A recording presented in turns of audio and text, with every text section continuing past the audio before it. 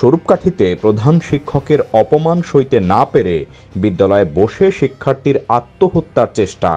স্বরূপকাঠি উপজেলা প্রতিনিধির পাঠানো তথ্য ও ভিডিও চিত্রে দেখুন বিস্তারিত। সাথে আছি আমি কাউসার মাহমুদ।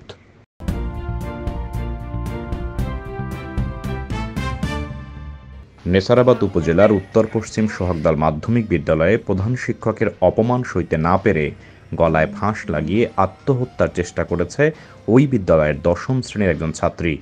বিদ্যালয়ের প্রধান শিক্ষক গ্রিন তালুকদার বিদ্যালয়ের একটি অভিভাবক সভায় বসে কটাক্ষ ভাষায় ওই ছাত্রী সহ তার পিতামাতাকে যা ইচ্ছা তাই বলেছেন। গত বৃহস্পতিবার বিদ্যালয়ে ওই ঘটনা ঘটেছে। বিষয়টি নিয়ে ওই শিক্ষকের বিরুদ্ধে অভিভাবকদের মধ্যে চরম ক্ষোভের সৃষ্টি হয়েছে। ওই ছাত্রীর অভিভাবক মোহাম্মদ মোস্তফা অভিযোগ করেন, গত বৃহস্পতিবার বিদ্যালয়ে একটি অভিভাবক সমাবেশ চলছিল। সমাবেশে বিদ্যালয়ের প্রধান শিক্ষক গ্রিন তালুকদার বক্তব্য দিচ্ছিলেন। এ সময় বিদ্যালয়ে তার ভাতিজি দশম শ্রেণীর ছাত্রী একটু অমনোযোগী ছিল।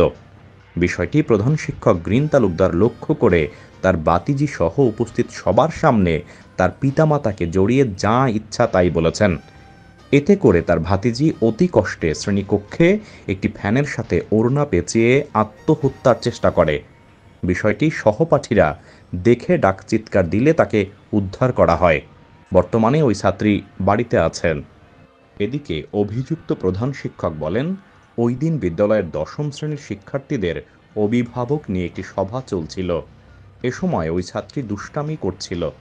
তাকে সামান্য একটু বকা দিয়েছিলাম মাত্র।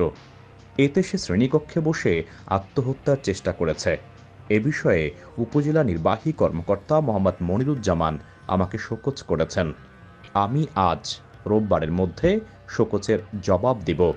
উপজেলা মাধ্যমিক শিক্ষা কর্মকর্তা মোহাম্মদ জাহাঙ্গীর আলম জানান, বিষয়টি আমি শুনেছি, তবে এখনও আমাকে এ বিষয়ে কেউ লিখিত অভিযোগ করেনি।